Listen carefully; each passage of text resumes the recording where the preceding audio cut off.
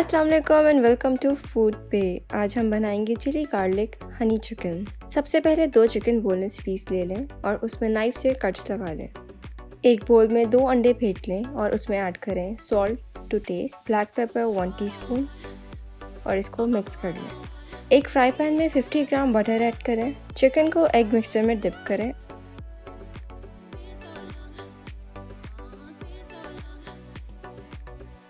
और 5 मिनट के लिए चिकन को अच्छे से पकने दें। फिर ऐड करें 9 to 10 cloves of garlic chopped, chilli sauce 3 tablespoon, soya sauce 2 tablespoon, vinegar 1 tablespoon. Mix करें इसको। Salt to taste, black pepper half teaspoon, chilli flakes 1 tablespoon. अब इस सबको चिकन के साथ अच्छे से मिक्स कर लें। 5 टेबलस्पून हनी ऐड करें, ब्लैक मशरूम्स